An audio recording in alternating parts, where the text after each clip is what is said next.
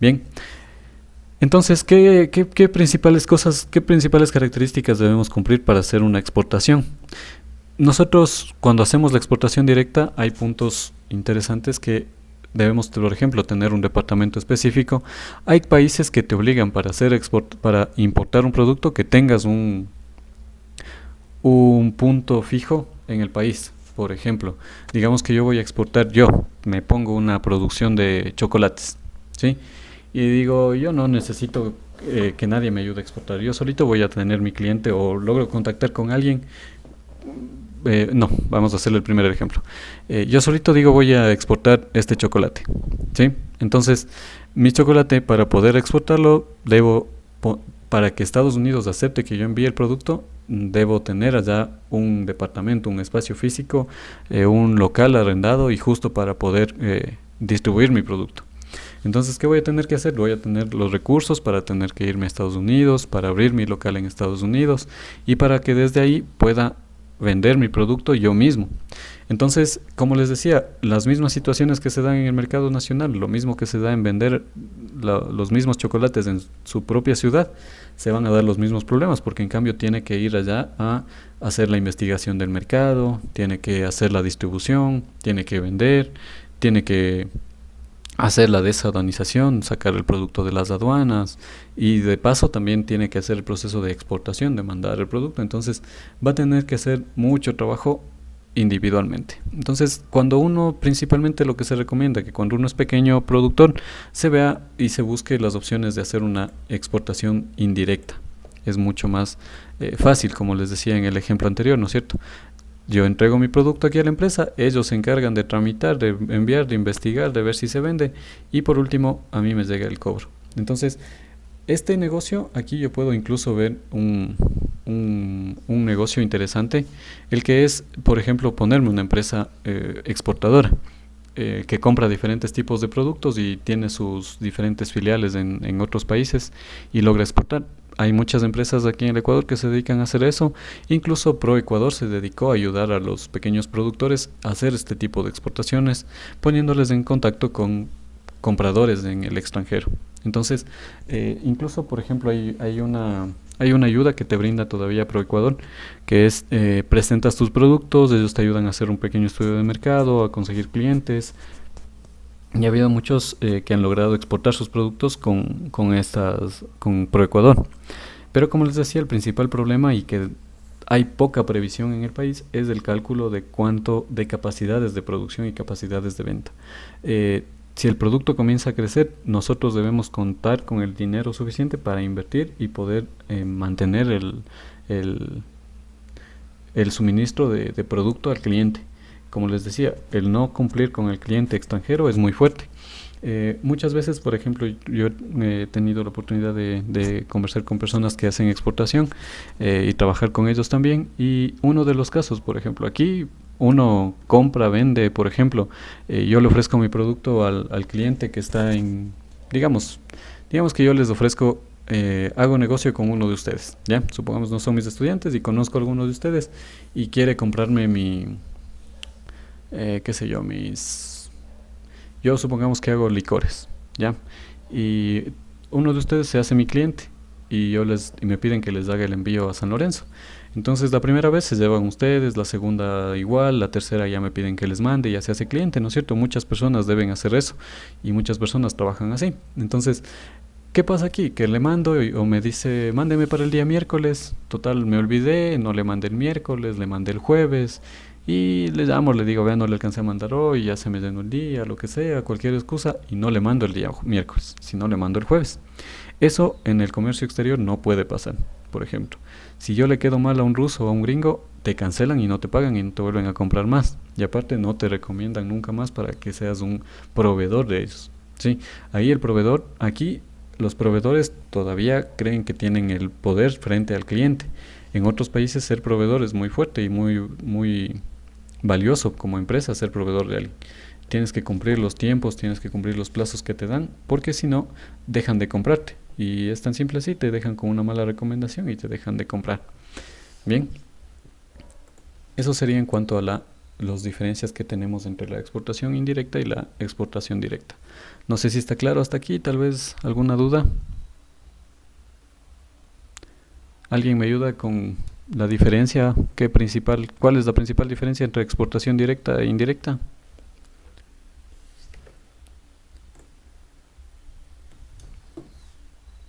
Tal vez. Porque la exportación directa la hace el dueño de la empresa y la indirecta la hace un intermediario. Perfecto. Facilito, ¿no es cierto? Muy bien. Entendido. Muy bien. Esa parte es fácil de entender, ¿no es cierto? Ya. Ahora hay esas características, como les decía, ¿no es cierto? En exportación directa que debemos cumplir, tener el departamento específico, ser fabricante y no delegar este proceso, etcétera. Bien. Bueno, hay algunos actores que aparecen en el proceso de comercialización, de exportación. Tenemos los agentes de aduana, tenemos el proceso de venta a consumidores finales, ¿no es cierto? Aquí entraría el caso de, que me decían ahorita, OmniLife, que hace la venta directamente. Ellos mismos hacen la importación de OmniLife y venden directamente y al consumidor final. Otra de minorista, por ejemplo, supongamos que yo logro colocar mi producto en diferentes supermercados o micromercados en otro país, acá en Colombia o en Estados Unidos, por ejemplo, y esa colocación ya me permite que yo le entregue un producto y ellos ya directo entregan al cliente. Y la otra es que yo entregue a distribuidores, que abastezca directamente a un solo distribuidor y este distribuidor entrega y vende ya a minoristas o a consumidores finales, ¿sí? Hay varias formas de lograr esto. Y por último, el seguro póliza. Esto también es un actor muy fuerte. Los seguros, al momento de exportar, obligatoriamente todo producto que entra a exportación debe tener seguro, por ejemplo. Este seguro lo que hace es cubrirle que el producto llegue a salvo y en caso de que no llegue, esté cubierto y pueda tener un respaldo la persona, tanto el que envió como el que compró, ¿sí? Porque esto se da mucho, o se daba mucho, ¿no es cierto? Desde las épocas en las que los piratas capturaban algún barco y el producto no lograba llegar al destino, ya se perdía. Entonces, para evitar esa pérdida, las empresas crean y pagan los seguros y las pólizas de seguro para proteger sus productos de cualquier riesgo que tengan.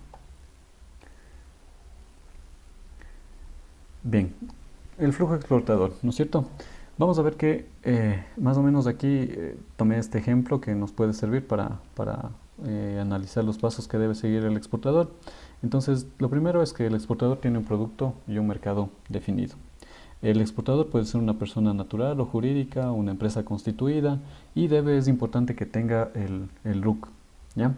El exportador tiene que saber qué hacer para poder exportar. Entonces, aquí en nuestro caso, de igual forma, en este caso nos habla de PROM Perú, pero nosotros, como les decía, es Pro Ecuador, que hace la misma acción, tiene las mismas funciones, que es apoyar y asesorar a las personas, más que nada personas naturales y pequeñas empresas, a realizar la exportación. Miren aquí, como les decía, es importante contar con la capacidad de producción. Sí, sí, dígame. Ah, claro, perdón. Tiene que contar con la capacidad de producción y el tema de calidad. Aquí el calidad es algo muy importante. Vamos a ver que hay productos que no necesariamente tienen tanto inconveniente para una exportación. Por ejemplo, si yo quiero exportar ropa, puede ser a Perú, o puede que yo quiera exportar ropa. ¿No se le escucha? Cintia, ¿no se le escucha?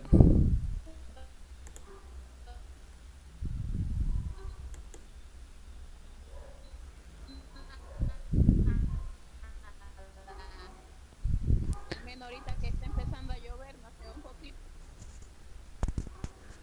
Cintia, no se le escucha. Ya le pongo en silencio.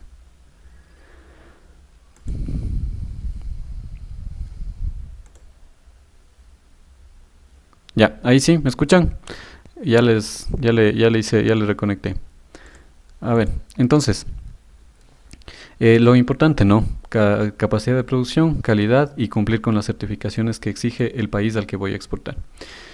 Otro punto importante es que el exportador debe establecer un contacto previo con sus compradores, enviándoles cotizaciones, catálogos, fichas técnicas y haber firmado un contrato de venta, de compra-venta internacional. Esto es muy importante, ¿no es cierto? Como les iba a decir en la parte anterior, la factura que nos piden como requisito para poder hacer el trámite de aduana es algo que yo ya tengo, como quien dice, hecho el trámite con mi cliente. Si mi cliente me va a comprar el producto, ya debe estar el producto facturado y debe estar todo especificado de qué es lo que yo voy a enviar, ¿sí? Todo súper cumpliendo con todas las legalidades. Vamos a omitir este pasito de acá. Bien, el exportador prepara los documentos de exportación dependiendo del producto para ser entregado en la agencia de aduanas. De igual forma, estos requisitos que tiene aquí no son los de aquí del país, pero esa justamente va a ser una consulta que vamos a hacer. Luego la agencia de aduanas recibe los documentos, realiza de exportación y realiza el proceso de documentario para poder hacer el trámite de aduanas, ¿no es cierto? La aduana, ¿cómo funciona aquí? Es, por ejemplo, nosotros mandamos nuestros productos a Manta y en Manta llegan a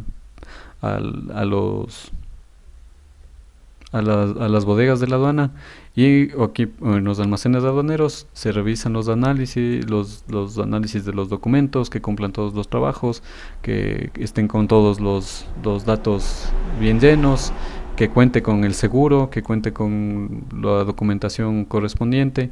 Y hay datos, por ejemplo, certificación de origen, certificado fitosanitario, certificado zoosanitario, certificación orgánica, certificado de calidad. Y dependiendo del producto al cual yo voy a enviar, tengo que cumplir con algunas de estas características. Los principales productos que tienen este problema son los alimentos. Sí, más que nada, hay algunos países que tienen protegidas la importación de algunos alimentos. Por ejemplo, yo no puedo importar carne en algunas presentaciones directamente acá al país. Hay algunas prohibiciones. Ya vamos a ver dónde podemos revisar esas prohibiciones y qué productos sí se pueden importar y cuáles no. Y por último, los bancos reciben el cobro del pago que se hace a la aduana, ¿no es cierto? También debemos hacer un pago a la aduana para poder validar y que nos permitan hacer la exportación. Aquí hay muchos impuestos e intereses que deben salir y que se deben pagar.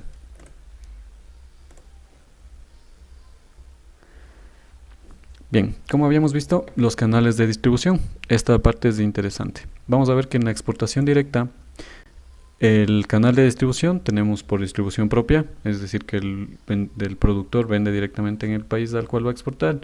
El agente contratado, o sea, si es que alguien tiene a alguien en el país de origen, de destino, al cual le va a hacer la venta. Luego, si tengo una implantación en el extranjero, por ejemplo, una central de distribución o una central de producción. Por ejemplo, me puse una planta de procesamiento de mis alimentos, de mis productos en otro país, y yo lo que envío es la materia prima. También son formas de exportación válidas. Y la exportación indirecta, como habíamos visto, por un agente independiente, una persona que se encarga de exportar, alguien que les compra en el extranjero y que hace el trámite de vender y de comercializar, o una sociedad de comercio exterior, alguna empresa que se dedica justamente a hacer la exportación.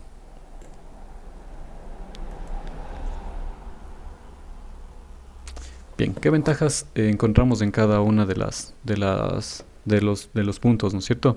Cuando hacemos una distribución propia, asumimos los riesgos principalmente. Las ventajas es que se tiene el acceso completo a la política de exportación programada. Muchas veces nosotros podemos estar perdiendo mucho dinero si no sabemos cuánto es lo que en realidad se va a ganar con la exportación. Por otro lado, aunque sí puede tener una ganancia aquí que le puede brindar una mejor venta. Por ejemplo, tal vez yo a mi agente exportador me paga el quintal de harina o el quintal de, qué sé yo, a ver, supongamos que el cacao mismo, supongamos que voy a exportar chocolate y a mí me pagan el kilo de chocolate me pagan a $5, supongamos, pero él le está vendiendo a $25. Entonces son situaciones que se pueden dar y en las que puedo yo estar perdiendo, pero lo dificultoso es que tengo que cubrir tal vez más gastos, costos económicos, y tal vez ahí no me represente. Entonces se cerró.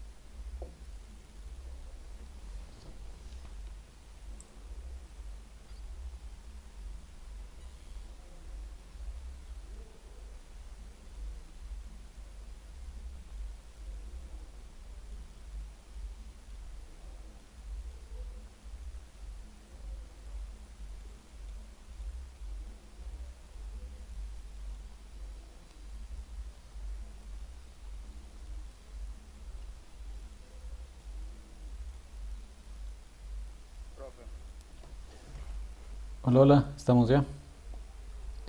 Ya se están uniendo. Un minutito que se unan unos compañeritos.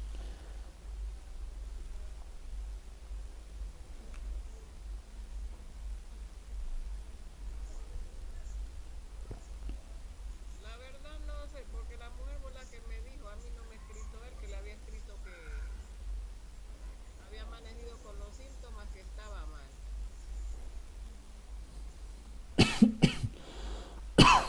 Carmen, apaga el micrófono que se la está escuchando acá, tu bochín. Ya mi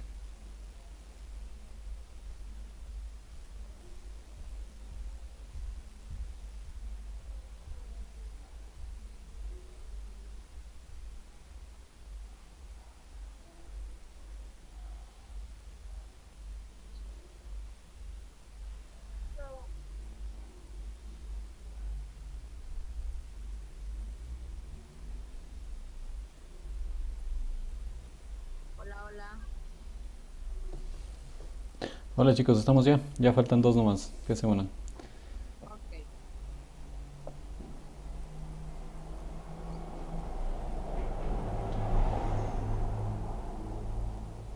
Bien, estamos entonces.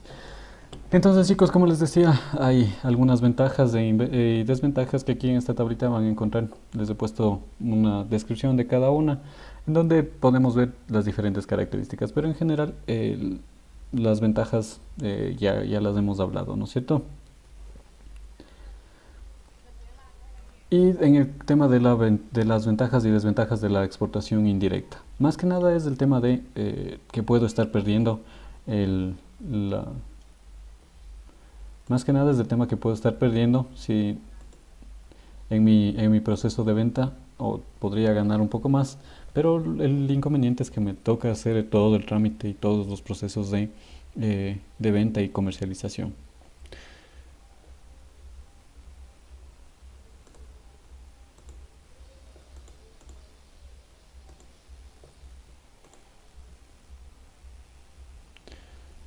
Bueno, como conclusión podríamos dejar que las exportaciones directas e indirectas reflejan beneficios del exportador y cada empresa debe adaptarse de acuerdo al tipo de empresa que es, al tipo de inversión que va a hacer, las estrategias y los tratos comerciales que tiene para optar por el canal de distribución que va a trabajar, ¿sí? Entonces, esto lo que corresponde es más que nada la experiencia que tengamos y nosotros debemos buscar la forma de sacar adelante nuestra exportación aprovechando estos canales. Bien, chicos, a ver, les comento entonces, más o menos esa es la...